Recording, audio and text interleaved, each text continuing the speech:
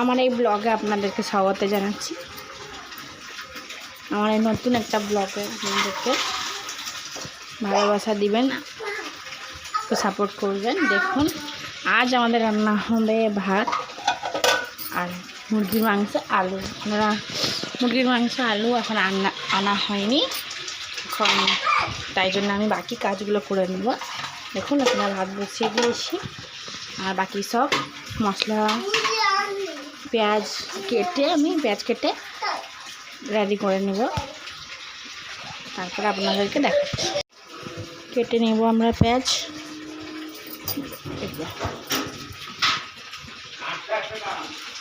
আলু চলে আসছে, মুরগির মাংস চলে আসছে, ওগুলোকে কেটে ভালো করে ধুয়ে আমি দেখাচ্ছি আপনাদেরকে। দেখুন,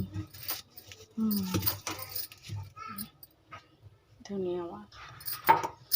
ঠিক আছে, আপনাদেরকে আমি দেখাচ্ছি। ঠিক আছে, আপনাদেরকে দেখাতে।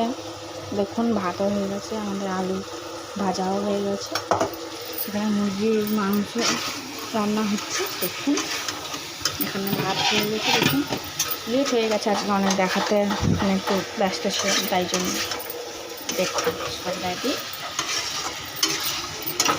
আর মূলা শাক ভাজা হবে আমাদের, আর মূলা শাক বানানো হলে আপনাদেরকে শিখলে আমি দেখাবো।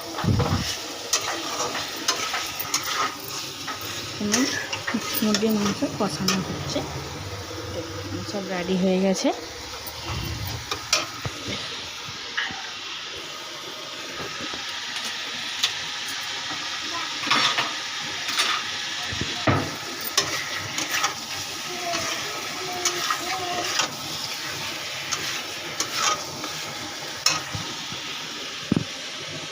দেখুন, আমরা তরকারিতে আলু দিয়ে দিয়েছি, ভালোভাবে কষিয়ে নেব।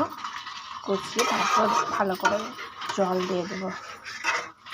দেখুন, এখন আমাদের আজকে এখানে শাকটাও রেডি হয়ে গেছে, ভাজা করবো। এখানে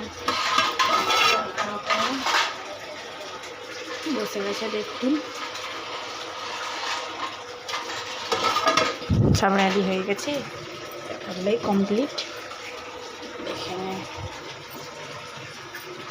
দেখুন, এখানে শাক ভাজা হচ্ছে, শাক আর মূলা ভাজা হচ্ছে।